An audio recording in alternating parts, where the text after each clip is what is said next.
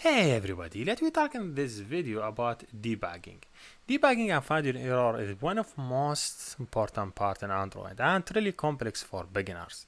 So how to find error and how to debug your code. So basically, let me suppose I have this example that we already developed in a previous video that has one button, one label, and in the code you access into setting label, and on the button click you set the label as you said before. Think about I have here integer x equal 0, whatever, 0 or 10, and you want to set x to the text field, which is not allowed because this one set text have to be text. You cannot add integer. Let me run and see what's going on and what the error that we will have it. And you will see this type of error a lot while you are working. So you have to be comfortable with this type of error to find it and solve it. So let me show you. Wait a second and see what's going on. So I know you will feel happy when we solve this problem. So now if I click on the button, I have to have error. See, calculators has stop. There is no error, just stop it, and that is. And this is the problem of emulators. If I just go to look cat, see, you have something about error.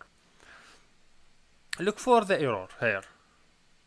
If you see, you cannot understand this one could not execute method, but if you see here, he go to the this blue color directory, click on it, he will take you to the line number, line 25. If you don't see line number here, in Mac click Command Shift A, and in Windows click Control Shift A, and look for line number, this one, and if it's off, make it on, so you would see the line number. So you see, he say, hey, this is a problem in this line, but what is this a problem? If you look here, just scan it, you see here, cased by, that means the reason for the error, cased by Android resource string resource ID. So just think about it. You are setting text and text getting string and needs string, and you are setting integer. So this doesn't work. This one have to be string to solve this problem. So you have to do string dot value of x. Now it will work. Now when you pass x, you will not have any problem because this data type, how to fix it. So this is basically like how you find error. We'll talk now about more advanced error and how to find it and how to debug it. Let's wait a second and see what is going on. Here's it. Click now. See the number, no problem. Think about you divide 10 by 0, which is not allowed in math. But let me see what is going on when someone click on the button again. Is it give him error, and what the error, and how we could find the place of this error.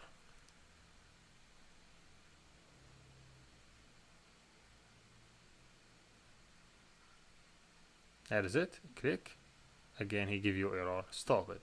If you go here, go directly to the blue, click on it, you see cased by, divide by 0. You cannot divide by 0. It's really good if you have like integer x equal 5, integer y equal 10, integer z equal x plus y, and you just show up z. It is really good to add debug. Double click here and add debug and run it on this mode, debugging mode. So this was really interesting for anyone who want to execute his code step by step and try to find where is the error located. Here we go. He say, hey, you will be in debug mode. Okay, I'm agree. I will not force it. He say, hey, calculate force. If you want to force it, just click force. If you don't want, just wait until he will load. Now if I just click on this button, see he just do step by step. He will do debugging and he will show you all the values. You want to go step by step, make sure to click this one, step over. You will see, hey, x is 5 now y is 10, z equal x plus 5, and he'll show you all the values here, xy, and all the value, and here we show you when you move, he will show you the setting, which is great, and MC is very helpful if you want this type of work. So yes, here we're done, and thank you for watching.